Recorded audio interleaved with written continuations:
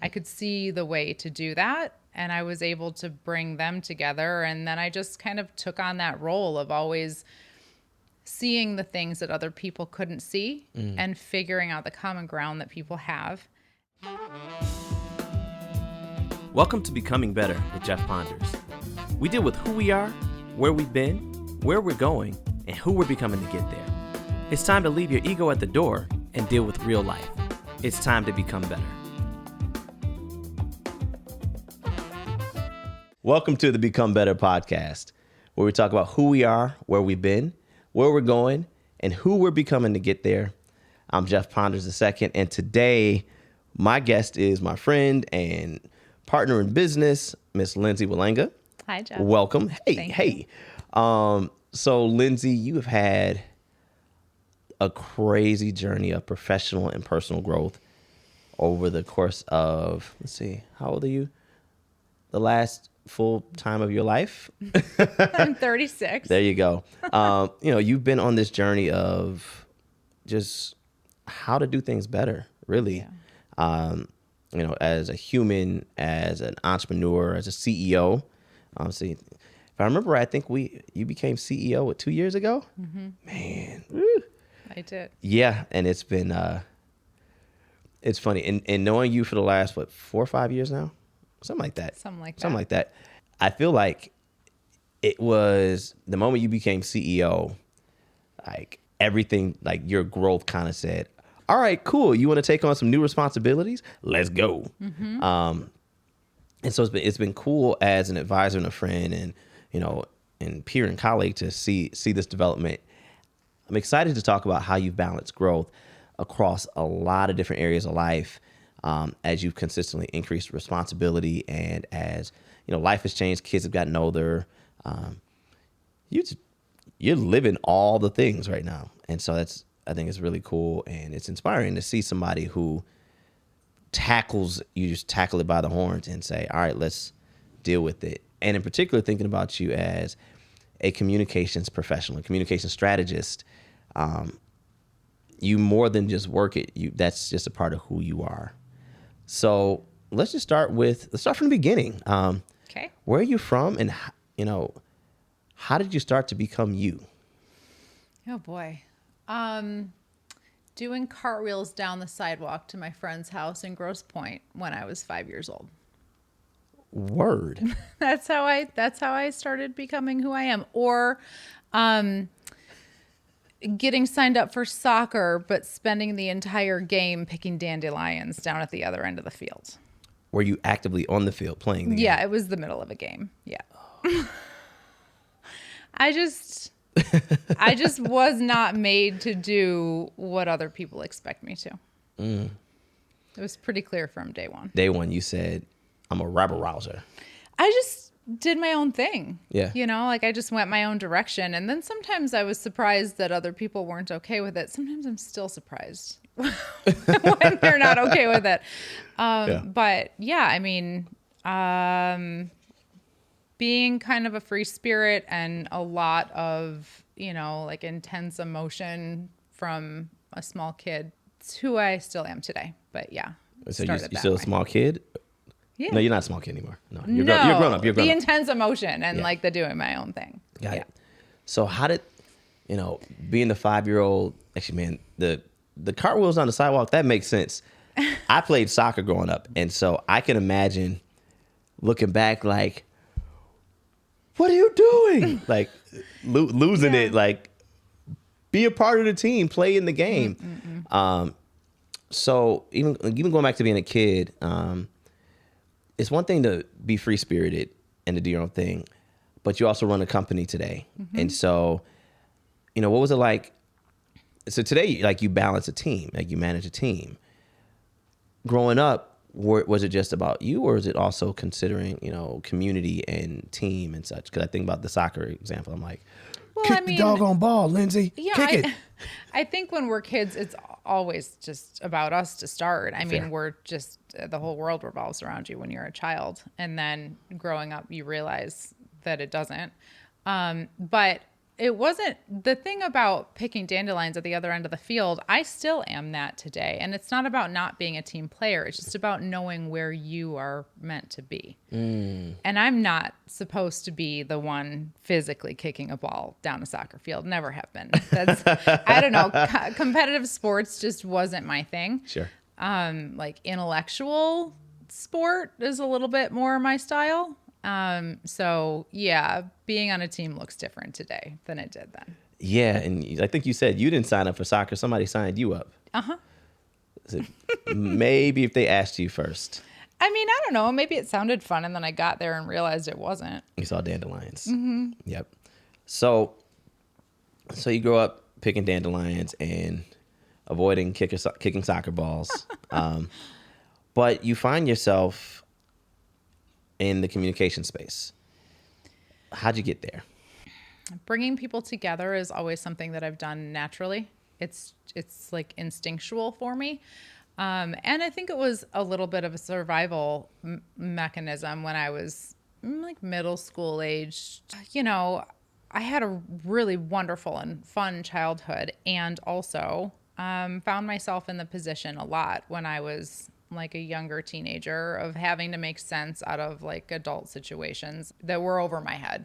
But I could do it, and I was able to like help even sometimes the adults in my life work through their conflict. I could see the way to do that, and I was able to bring them together. And then I just kind of took on that role of always seeing the things that other people couldn't see and figuring out the common ground that people have and how to use communication and relationship building to bridge gaps between people. You sound like a professional. I'm just saying. I mean, yeah, it was an instinct. It started as an instinct, and then I chose to study it in college. Okay. And then I made a career out of it. That's cool. It's interesting. It sounds like early on you discovered a gift.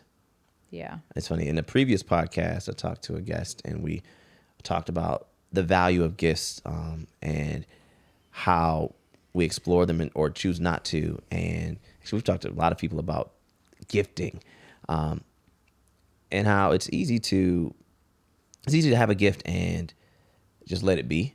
It's another thing to have a gift and really take it and run with it. And it sounds like that's kind of what happened. How did you realize, hey, I want to do this and I can make money with it? Like that, I can think about gifts I have or, folks I know, and it's like, example, I played saxophone from an early age, and I thought it was awesome. And I was actually really good as a teenager, but I thought they didn't make any money. And so I planned a whole other career path just to be able to come back to music so I could do something I knew I was gifted at and loved.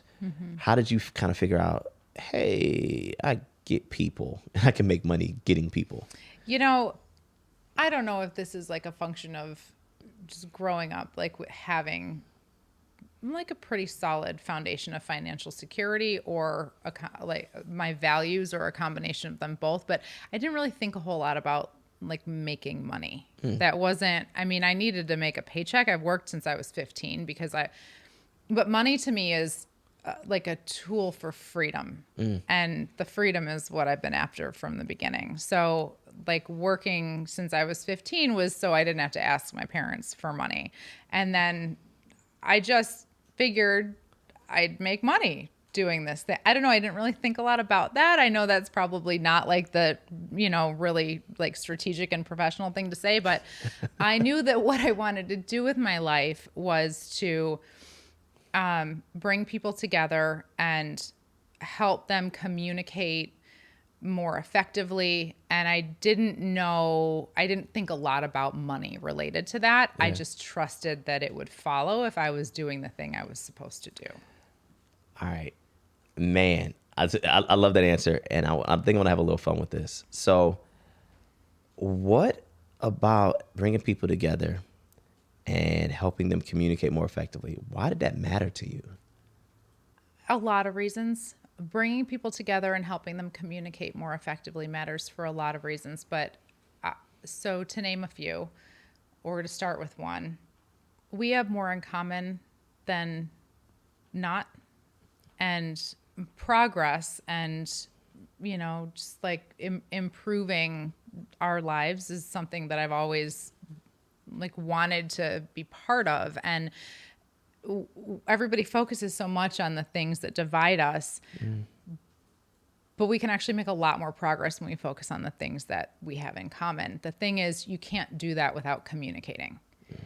Communication is the thing. It is the thing. It's the thing that makes everything possible. It touches everything. It affects everything. It underpins everything. And you can't make progress. You can't make anything with other people without communicating with them. It matters to me because it matters to the world. I'm making a face. Yes. One, because you closed that statement. It was beautifully stated. But you closed off and you said, it matters to the world? To the world. It matters to me because it matters to the world.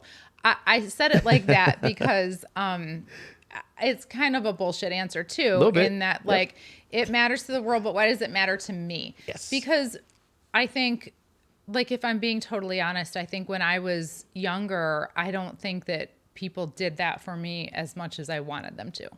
Which part? Communication or the coming together? Work hard to communicate so that we can come together. Like I took that role on at too young of an age. And I want to be that for my children so they have the good example. And I want to foster really good relationships in my own life, like really authentic relationships in my own life that are like heart-centered and feel good. And communication is the way to do that. Okay, I'm starting to feel that a little bit right here. That's cool. So thinking about, I don't want this to be too professional, certainly, but just thinking about, you're a pro at this, right? And it's something that matters to you because it mattered to you as a kid, it matters to you now as a mother, as a wife, as a professional. Like, it matters to your core to manage communication. Like, and in fact, is manage the right word? No. Okay, fix it. No, it matters to my core to communicate authentically and bravely so that I can create real things. Okay, what are real things? The things that like come from our hearts, not the things that other people expect of us. I'm trying to create my most authentic life, and I'm very passionate about helping other people do that too. That's awesome. So I think about Siren, the value of authenticity in conversation and helping leaders tackle challenges with bravery, communication challenges with bravery. What are some of the key challenges you see with people just showing up to tackle challenges with bravery? So when you say people, do you mean individuals or leaders of companies? Anyone? Anyone. I mean, people are afraid to say the truth. They're, first of all, half the time people don't even know what their own truth is. So the first challenge is being honest with yourself. Okay. I mean, because building a relationship with anyone, whether you're a brand or an individual, the most important relationship you have is the one with yourself. And so if communication is what drives relationships, then you have to be able to communicate honestly with yourself first. And that's the first primary challenge. Most people spend a lot of time kidding themselves about or avoiding, how they really feel about something or what they really want. So getting in touch with that and making it okay, whatever that thing is the first thing. I spent a lot of time with leaders of organizations talking to them about, forget how you want this to look. What is it really? Let's start there. This is a safe space. I am a safe space. Tell me what it really is. Yeah. And then we'll figure out where we're going to take it. But we got to see what it really is before we can do something with it. Yeah. So getting in touch with your truth inside, being able to hear that, that's the first challenge that I see a lot of people have. And I have that myself too. We all do. You're human. Sometimes, right? Sometimes. Okay. No, it's where I can look at personal experiences. I can look at just across the board, like Matter of fact, I think back to, like, it was a professional break for me, but it was a very personal break. It was actually personal and professional break where it's like, it's literally, who am I? And the challenge with trying, in fact, I could look at seasons in my life where I tried to live life the way I thought it was supposed to be, and just being out of alignment with personal authenticity. Whether it's, man, I want to get this promotion, and so let me put on this mask and be this person at work and try to be the real Jeff outside. Or, man, I love my mom and I need to not be a part of this conversation right now, but I'm her only kid. I have to, and not being willing to say, this is where I am right now, and accepting that as fact and truth, not good or bad, just as a statement of being.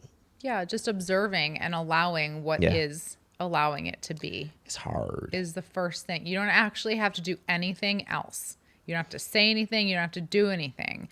The first thing you have to do is just be honest about it with yourself and notice it and allow it to be there. Yeah. How have you dealt with that with yourself? I mean, you say you say you're human like the rest of us, and you've experienced it. You know, I'm thinking about now the journey of you being a free spirit, free thinker, and I imagine that I'm gonna use my imagination here. You let me know if I'm right or wrong for sure. Growing up, that probably created friction. Mm-hmm. Oh, lots. Yep. I know people are free spirited and independent thinkers. I'm an independent thinker, and it probably doesn't stop when you get to be an adult either. You're consistently rubbing against things because your rhythm and friction, like the rhythm is different, your movement is different. But I also know as humans, like there is a natural desire, as much as we want to be who we are, we still want to find alignment and congruency with the world around us. As much as we may want to change it, we still want to fit and belong in our world. So with that in mind, that place of, man, I'm different, and being okay with that is really hard. How have you managed this idea of self-acceptance, recognizing your identity and recognizing how it's not about not fitting the world around you, but recognize like, yo, I'm gonna talk music. They play in 4/4. I play in 6/8. Like, how was that? I know that. I played the trumpet for a while. There you go. Okay, great. See, so they're in 4/4. You're in 6/8. I am in 6/8. Yep. What's it been like trying to navigate and really manage self through that experience? So Brene Brown, who is one of my favorite authors, Dare to be great, says that there is a big difference between fitting in and belonging. Did she say that for real? Man, I didn't know she said that. I literally said this in the book. Oh, great. Well, I didn't know that she said it. Great minds think alike. But yeah, there's a big difference between fitting in and belonging. Yeah. And I think I tried for a long time. To not to fit in, but to make it okay. I've worked really hard my whole younger life to make it okay that I wasn't the same. So I would try to be as conveniently different as possible, if that makes sense. Like, I'm going to go this way, but it's okay, mom or best friend, because here's all the reasons it's okay. Right. And I'm going to do this that's going to compensate for it. But I'm still going to go this way. Right. I ended up exhausting myself and realizing that I was actually robbing people of like having to deal with my true self. I was robbing them of knowing who I really was because I was trying to make it all okay. Yeah. And I mean, I was doing this up until like 3 years ago. Yep. So becoming aware of that was Yeah. a really important first step. And I'm less focused on fitting in now and making it okay for other people. And I am more focused on finding the people that I belong with. That's good. That's good. So I'm going to ask this in the way it came out. I promise it's funnier to say it like this. How's that going for you? Yeah, it's hard. Yeah, It's hard. Finding the people that you belong with means that, sometimes you have to let go of people yeah, and, or change your expectations of them. yeah, And that can be really difficult. Committing. I am committed these days to being my most true self and being honest with myself and with others about who I am, what I want, and what I need, and where I'm going. And that causes other people to be upset sometimes. that's interesting. I recognize that experience. Like certainly we've dealt with this in board meetings, and we're talking personal and professional at the same time. Tell me more about the challenge that it creates with people, because I believe that while there's a challenge, I think there's a really interesting nugget of upside, like immense upside that comes in you taking not just the liberty to be authentic, but really the ownership of self and presenting that as truth to others. Well, what I had to do to be okay with it, or to be okay with this, what I had to do to make it possible for me to focus on belonging rather than fitting in, was get okay with allowing other people to have their reactions. Living your truth is the most important thing to do, in my opinion. In my life, it's the most important thing for me to do, is to live my truth. Yeah. And a consequence of doing that is that sometimes people get upset, and you have to allow them to have those reactions. So, for example, we just left a homeschool pod that we've been a part of for 6 months. My family and I had a school in our basement during COVID. We hired a teacher. Hired wasn't an official W-2 position, but she came on board with us. We're compensating her. Yep. And we partnered with 2 other families for this. Well, last week or 2 weeks ago, the schools in my town voted to go back full time. And so my family and I decided, that's it. We're out. We're done with the homeschool pod. I don't want my kids in the basement anymore, for a variety of reasons. Yeah. And that caused a lot of friction. It caused a lot of friction. And I found out that someone I thought was my friend wasn't. Wow. Like, that is a large statement. Yep. Just a couple days ago, actually. Wow. Yeah. And, we weren't very close friends, but we were in the pod together. We've been hanging out all year because our kids are in school. And so we were socializing together and not seeing anybody else during this, kind of wild time. But we did a lot of soul searching. I did a lot of soul searching, and it was time to be done. I want my kids back in school. We need more freedom as a family to make decisions on our own and not with a committee. It's been hard. It's been a really good experience, but it was time for it to be done. And it caused making that decision and communicating that decision. It didn't go so well. And that's hard. Is it that it didn't go well, or is it that the reaction just wasn't favorable, if you will? It wasn't Well, I didn't communicate it the way that she wanted me to. I didn't anticipate what would upset her, which is the thing. We're not supposed to be able to do that. Right.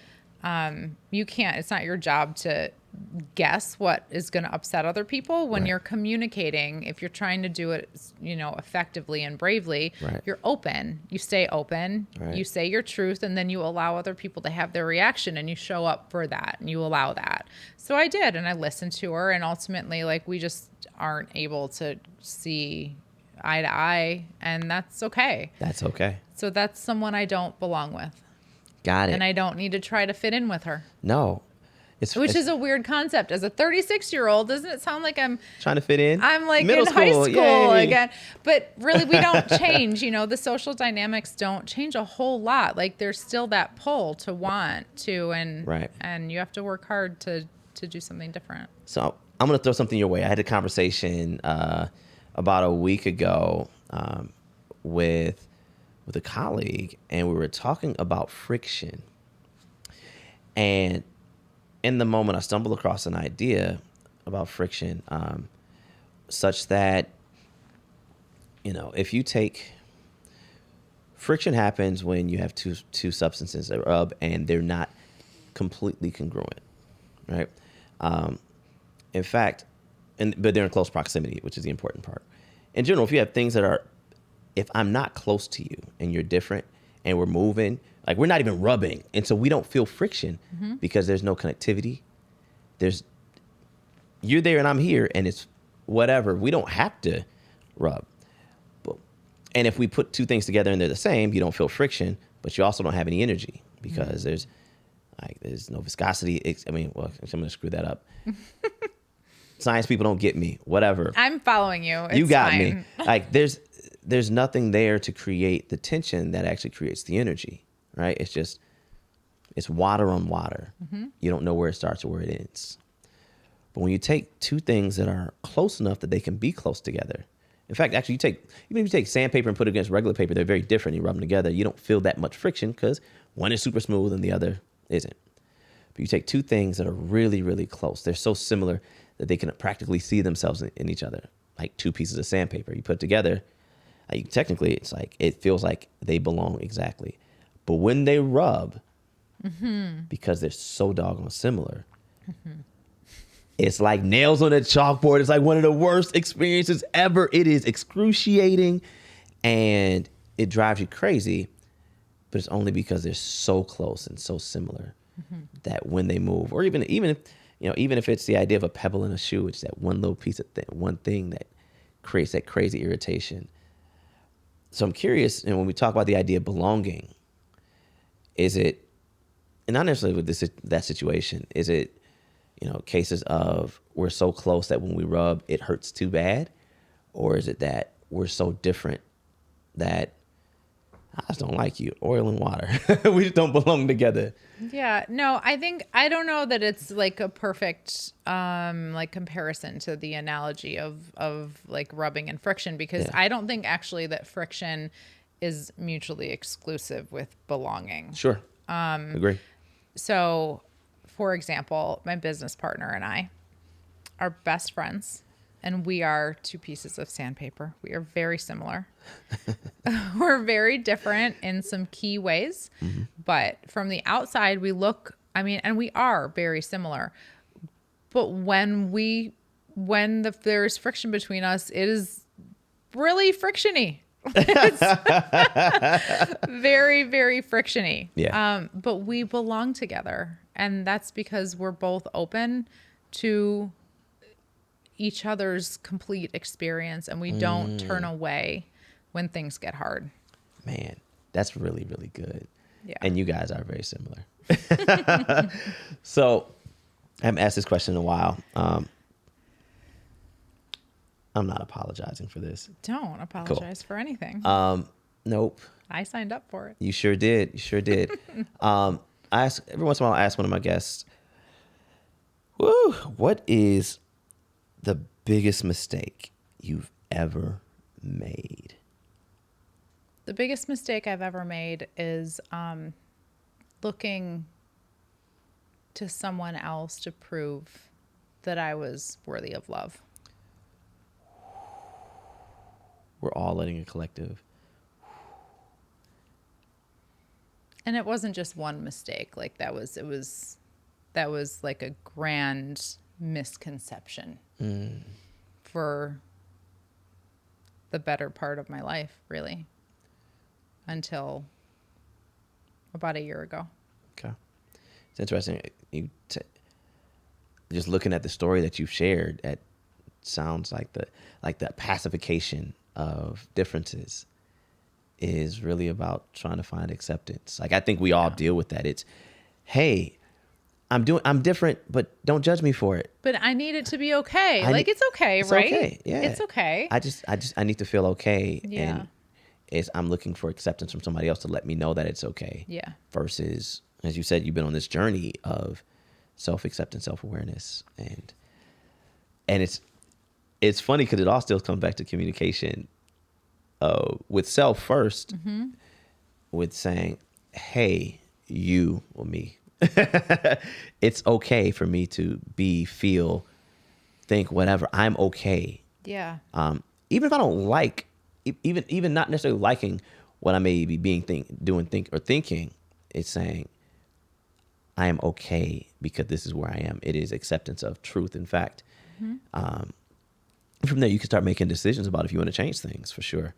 But then after that moment of self-awareness and self-love, even now moving into, it really is it's extending that same love to other people. We talked about gifts a little bit, right? What if we are the gift to the world? What if you are the gift to your world? I am the gift to my world, and we are all the gifts to our worlds, and we cheat the rest of the world by not allowing the world to experience us in our most truthful selves. Exactly. Man. Exactly.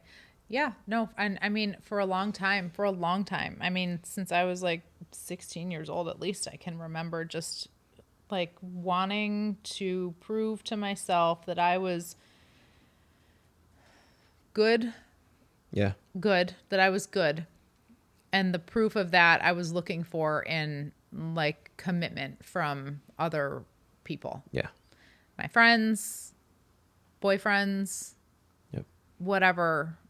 I needed people to stay and to be committed to me in order for me to feel okay. Wow. And that was a big mistake because really it was putting responsibility on their shoulders that they should not have had. That was not their responsibility. But I didn't have anyone teaching me that when I was younger. And I figured that out for myself now because I got to the point in the last like few years where I was so confused and unclear and like just blocked. Yeah. That I had to discover the truth. I knew that there was a truth. I didn't know what it was. I went in search of it, and the truth that I found was that I am the only source of love that I need because God flows through me, and it's no one else's responsibility but my own. If there was a hammer, I feel like the hammer just got laid. So check this out. How does that translate into your role in business and leading a team and helping professionals and nonprofit leaders and so on and so forth to communicate their truth to the world? Well, bravely? I think leading by example is the first thing. Like if I'm going to help other people live an authentic life, live their truth, communicate clearly and honestly, I have to do that. Yeah. And so being honest with myself about, wanting to go from being a co-founder and equal partner to CEO of this company was a transformation. And Yep. And then once I have the role, learning how to do it well Yeah. and humbling myself to like, I don't know what I'm doing half the time. Like That was the best personal edit I've heard in a long time. being able to learn and let go of the way that I think it should be done to understand the way that it actually needs to be.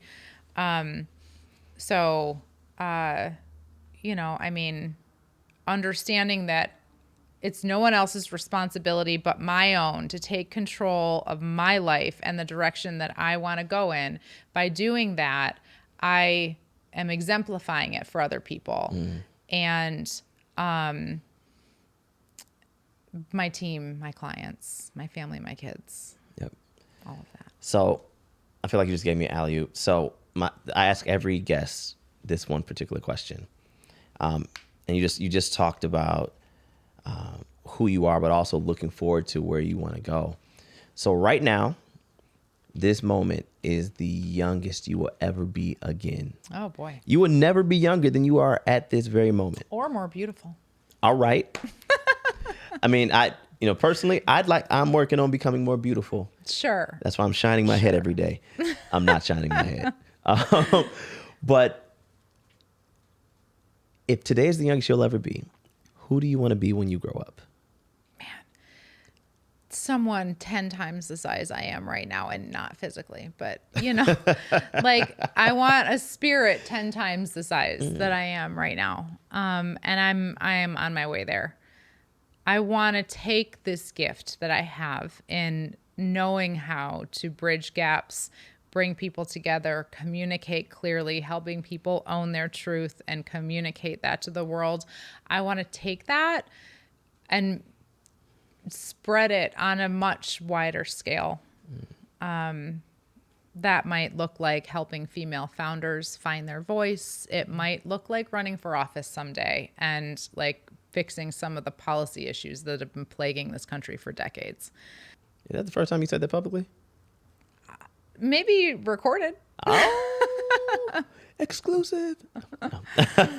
No, that's really cool. That is, it's, you want to scale who you are. Yeah. That's such an entrepreneurial thing It is. to say. I mean, I'm an entrepreneur.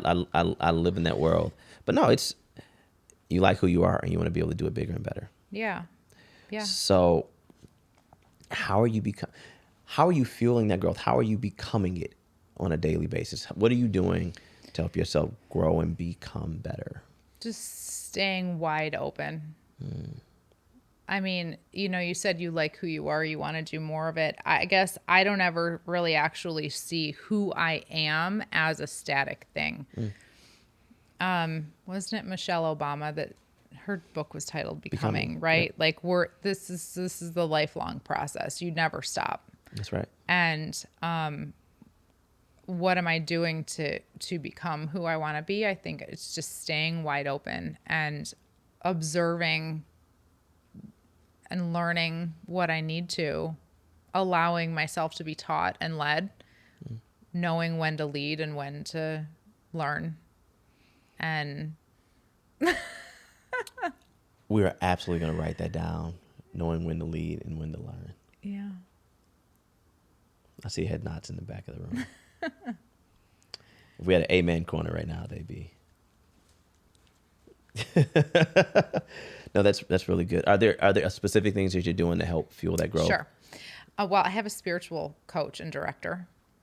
I went through an 8-week spiritual development course in spring of 2020 when COVID hit and we all went into lockdown. I went deep inside. You locked all the way down. I locked all the way down. I literally locked myself in my home office.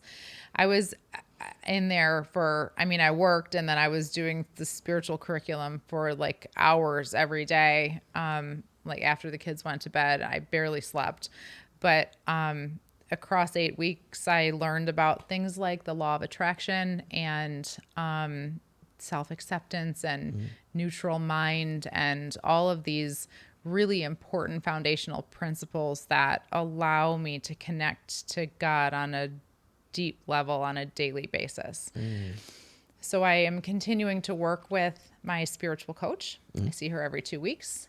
I used to have a therapist for a long time, but I transitioned to this because it just felt like it was feeding my soul more. Yeah. And I have a lot of outside help.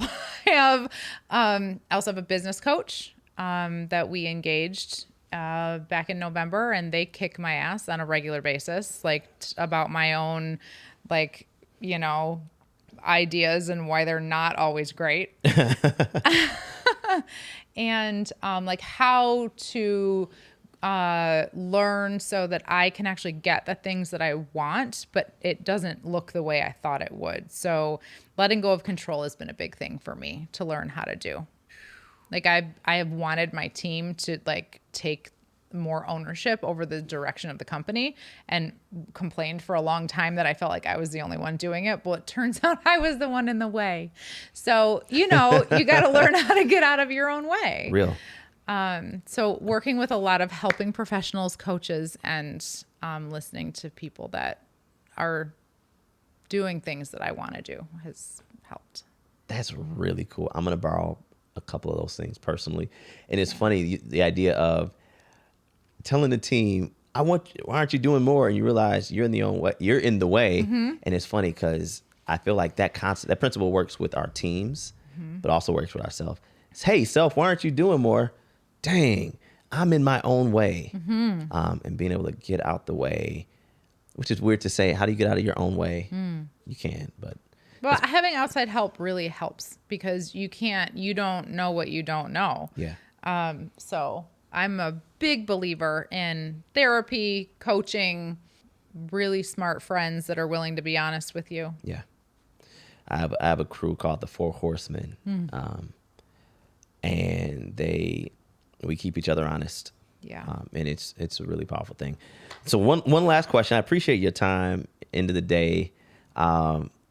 So as you're on this journey of becoming better consistently, what can the folks who are watching or listening, how can we support your journey of becoming better?